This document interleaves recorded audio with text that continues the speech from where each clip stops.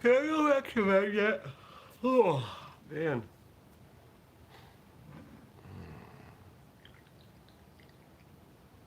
I got a lot of sleep.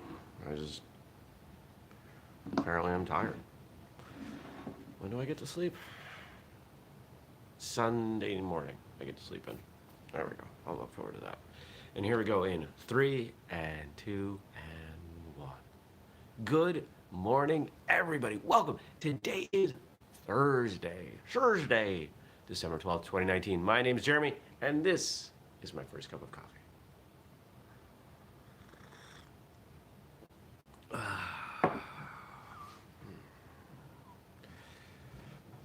I had an amazingly productive day yesterday. I don't know why. I have no idea why it went so well.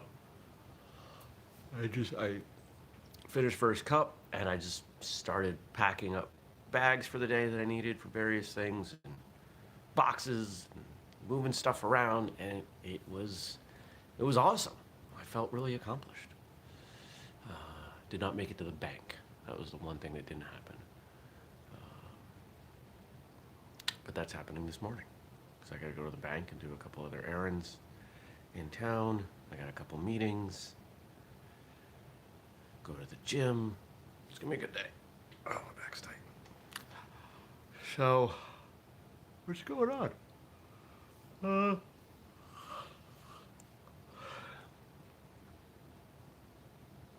More people registering for the Patreon, which is awesome. I really appreciate everybody. Sold a few more books, autographed books yesterday.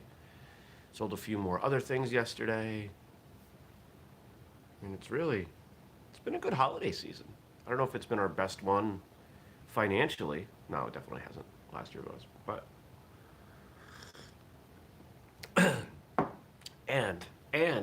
best news of the day. The new Taekwondo uniforms. I got an email shipped. So this might be a game-changing product for us. So we'll see. I'm stoked.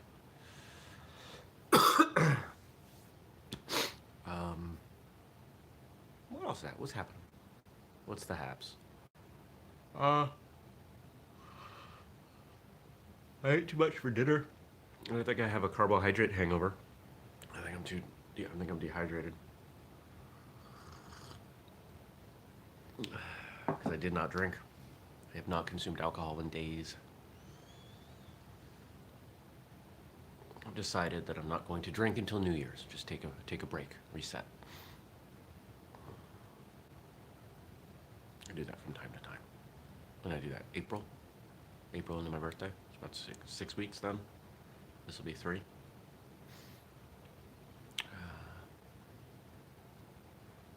Yeah, my speculation is that it's carbohydrates causing me to be dehydrated, because if you didn't know, carbohydrates require, for every gram of carbohydrate, it requires 4 grams of water to digest. So if you eat a bunch of carbs and feel bloated, it's because it's pulling water from your body into your stomach and then into your gut, and that's what's going on. So I had a lot of carbs last night. Did not drink much water with it. I try not to drink with my meals. I try not to dilute the food, but if I'm gonna do that, if I can eat that much carb, I guess I gotta do it. So, what's going on today? Aaron's meeting,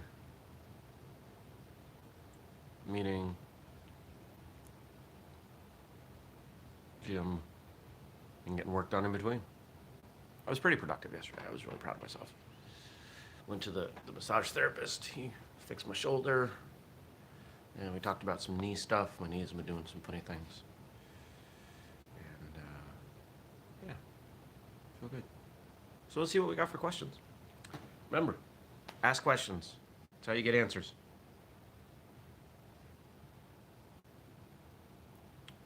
Oh, it's a Thursday episode. What we got for the Thursday episode? Let me check. I think today is the airing of Martial Arts Radio Live. Yep. So Martial Arts Radio Live last Tuesday's episode is in the audio feed today. Here, let's edit that here. I need a keyboard. There we go. Audio only. Doesn't everybody want to watch me do work? Isn't that really kind of me? All right. So, if you missed Martial Arts Radio Live, which is the first Tuesday of every month, and you don't want to watch the video, the audio's on. All right.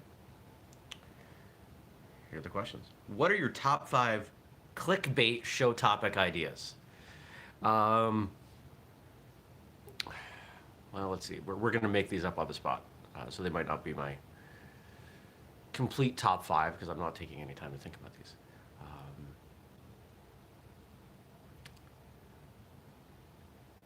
Top 5 martial arts styles for self-defense. The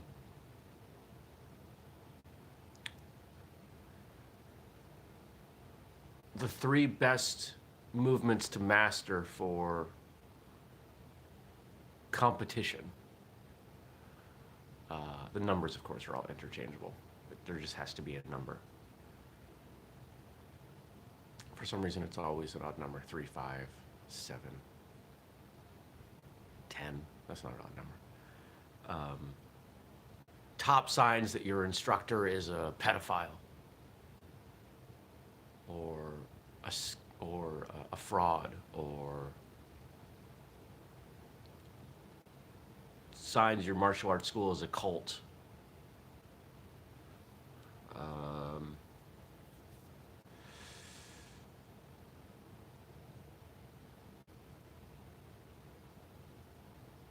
How to know if your black belt is legitimate. I think that was 5, but let's do one more.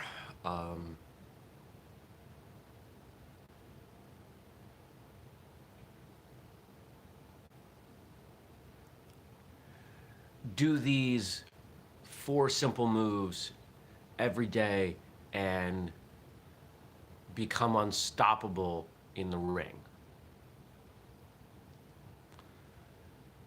Goofy stuff like that.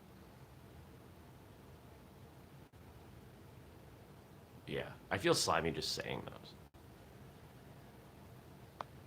And I'm glad somebody asked that, because that makes me happy that I didn't actually do any of those. Now, that question probably comes from a mention that I had considered doing episode titles like this to bring in attention. But I couldn't do it, and I'm glad I couldn't do it, because after saying those, I definitely don't want to do that. Ugh. We're doing just fine, maintaining integrity and sharing good information. Next, oh, there goes my neck. What are 3 of the big ideas martial artists should be talking about if they take the same style? Or if they take different styles? I'm not sure I fully understand this question, so let me read it again, digest it.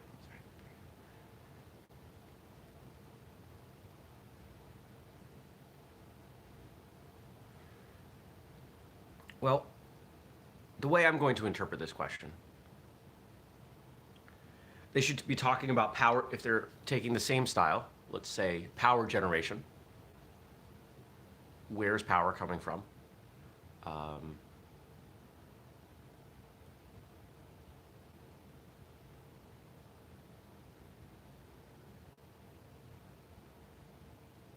Defensive position. What position best lends itself to versatility within the context of the movements that they train? And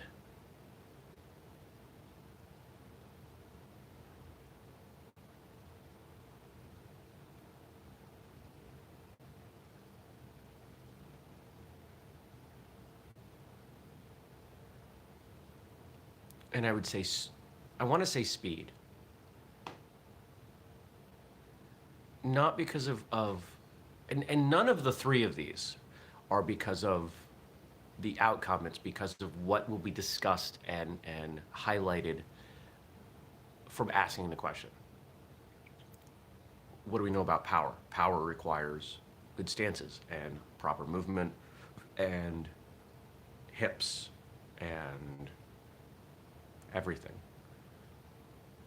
Speed requires understanding the technique and efficiency of motion and frequent training. Self-defense posture is more stance stuff, but it requires discussion of the entire body of the style and what is useful in self-defense, what may be less useful in self-defense, and how that would be applied.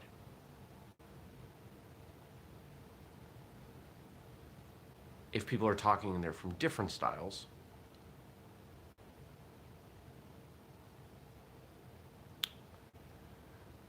I could make a case for all three of those all three of those conversations, because the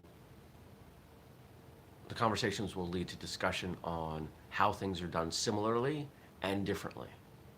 And whenever I have a conversation with someone who trains things that I don't, that's what I'm most interested in. What do you do that's different than what I do? What do you do that's similar to, or the same to what I do? Remember, there are only so many ways the human body can move, and only so many of those make sense from the perspective of combat. That's a Jeremy original quote. It's in the book.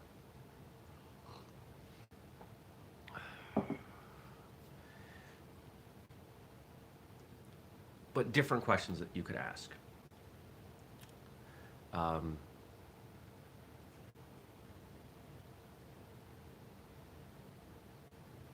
They all come back to those three as I'm thinking about them.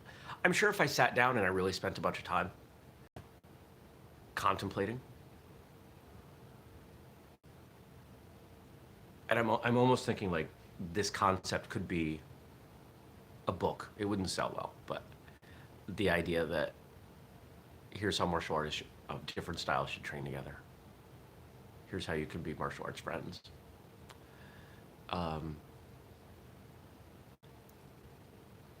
When I've experienced and seen, those are the same word, when I've experienced martial artists from different backgrounds training together, inevitably, something happens in conversation where someone says, oh, can you show me that? And that's where the conversation becomes physical. And I don't mean fight, but I mean the conversation becomes demonstration, and I do this and you do this, and there's movements and everything. It usually seems to get there. And it's comparison.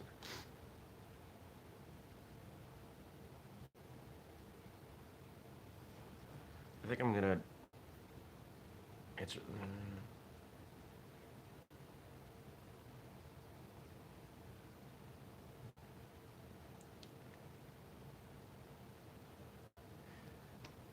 You know what? I got one thing to add for if they're different styles. The big idea, where is your style strong and where is it not? If someone doesn't know where their martial arts style is weak, if they say it doesn't have any weakness, they don't understand it well enough. And they don't understand it well enough from the context of other things. Because if you look at any martial arts style, there are things that are done really well. There are things that are not. And that weakness doesn't necessarily apply to self-defense and practical application. It could apply to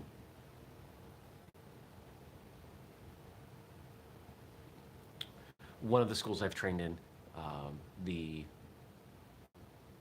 forms do not develop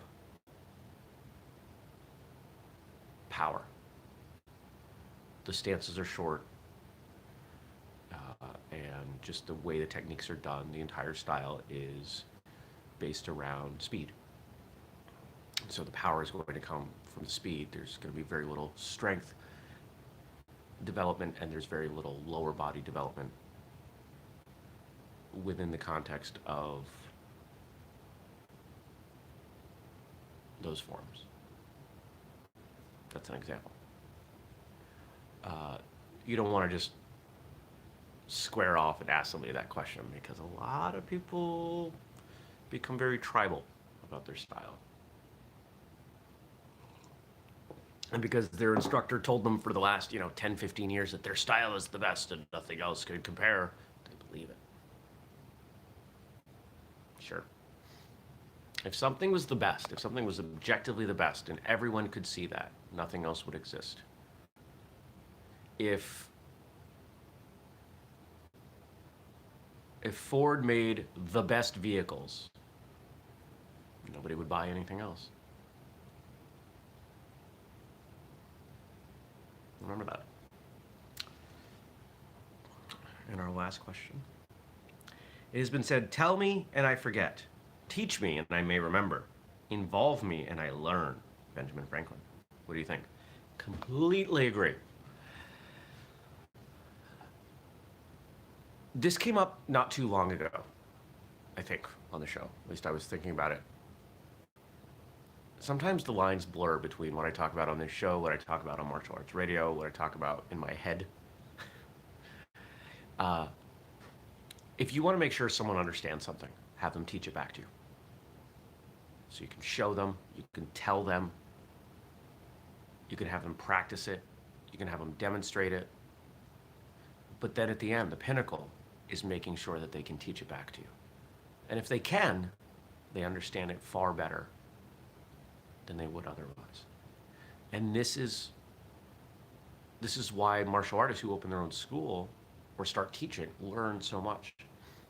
In the 2 years I had my own school, it wasn't that long, I learned more about the first 3 forms in my karate system. I think we got to 3 or 4 of the kata.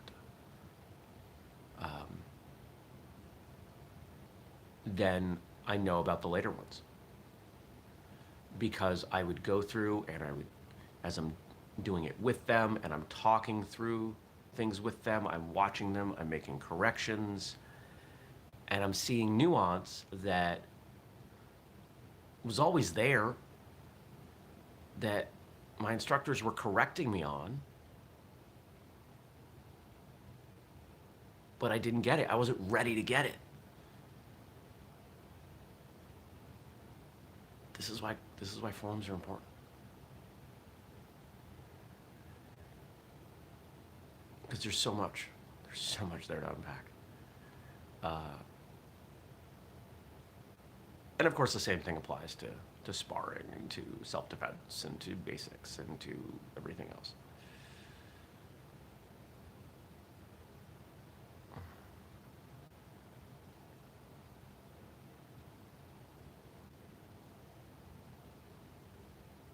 Yeah. Let me read it again. Tell me and I forget, teach me and I may remember, involve me and I learn. And this doesn't, of course, just have to be around teaching and martial arts. This could apply to anything. I suspect this is why in public education in the United States, group projects in especially younger grades are so important. Get people working together, they're sharing ideas, they are involved, and they're not just reading, memorizing, regurgitating, which is my least favorite form of academics.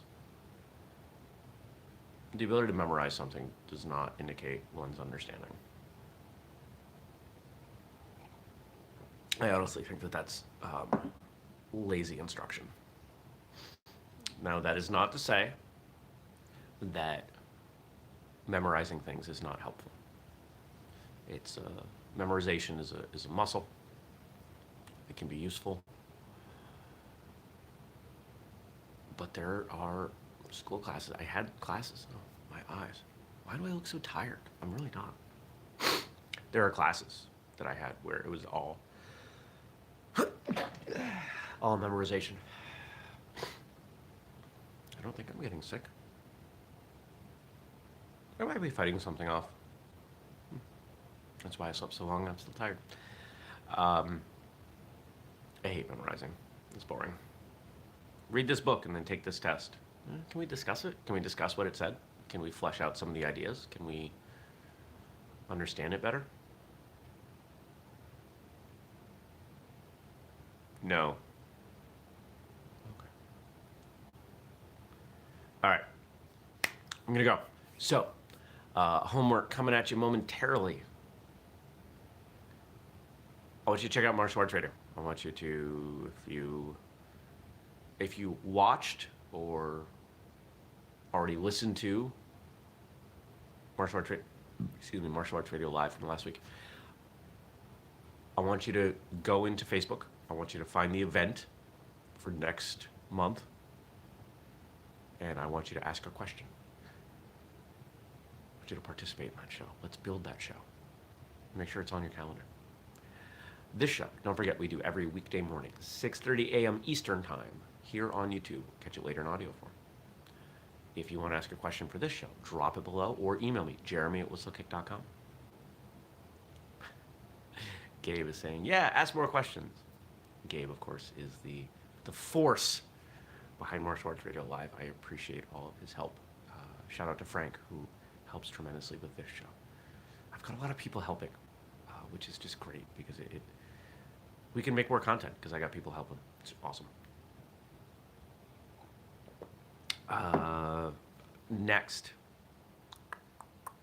subscribe, turn on notifications, and okay, homework.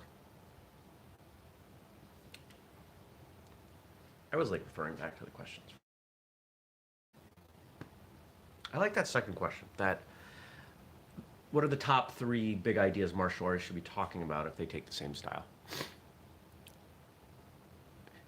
Here is your homework. I want you to ask a question of yourself, of someone you train with, of me, that relates to one of the big ideas in your style.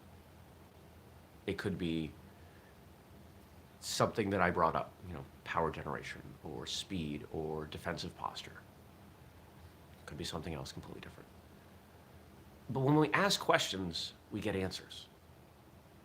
And when we get answers, we can incorporate that information into our knowledge. It becomes part of our understanding. And it's from that understanding that we get better. So knowing what's going on in what you train is not only important, I'd say it's critical.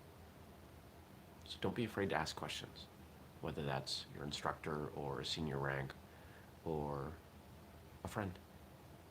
So I hope you have a great day. I will see you back here tomorrow, bright and early. Take care.